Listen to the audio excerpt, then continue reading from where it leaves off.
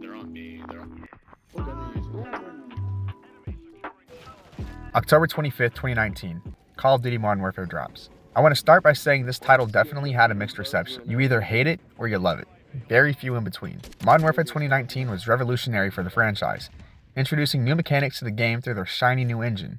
Actually, the jump from Black Ops 4, which used a customized version of the IW 3.0 engine, to MW 2019 using the IW 8.0 engine is pretty fucking absurd.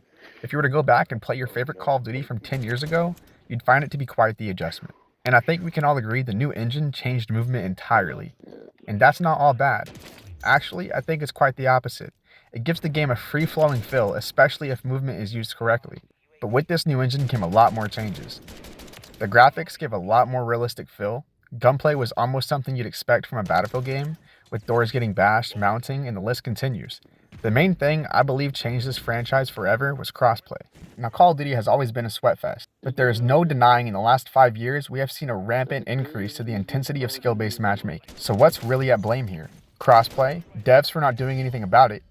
Or is it the inability to do anything about it? See, with the addition of cross-platform, the skill ceiling went sky high. So at this point, it's by far a necessary asset within the game to have skill-based matchmaking. But the severity in which it's put to use is a whole nother deal. We, the player base, would love if matchmaking prioritized ping over skill, and both factors have been accounted for since 2007. However, once Black Ops 2 came out in 2012, things changed. Treyarch took the dive towards skill-based matchmaking taking priority.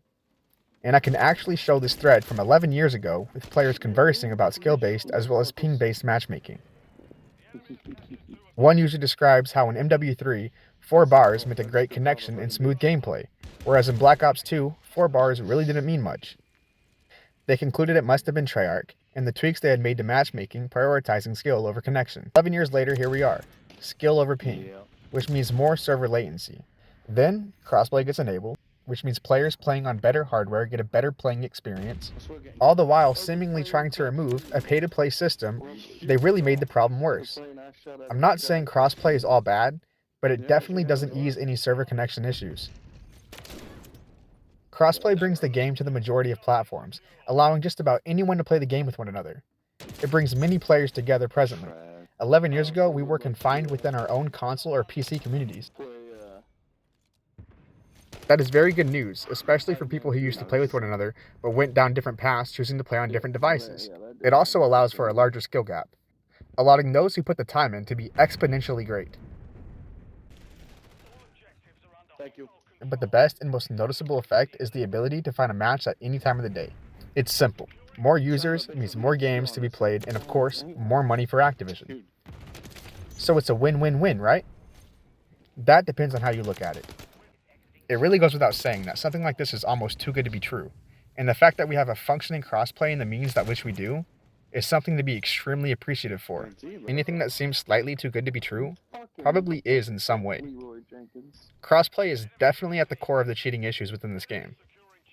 The lack of protection against the cheat software applications is insane. Actually, cheating and or exploiting has caused so much damage to the game and its integrity. Just about a year ago, we had a Call of Duty Challengers League player get exposed. This player actually caused several teams to miss out on tournaments under the assumption he played with integrity, and his victories were outright and truthful. But that's just not the case. In fact, the problem has got so bad, half the time players that get shat on, they assume someone is hacking.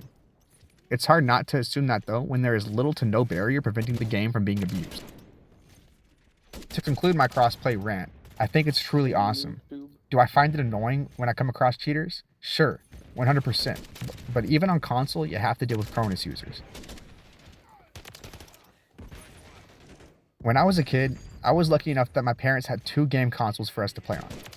Only issue, one was PlayStation and the other was Xbox. So if my brothers and I wanted to play together without split screening, it was simply impossible. So I'm happy to know kids or siblings today can play together on Xbox, PlayStation, or PC. It doesn't matter.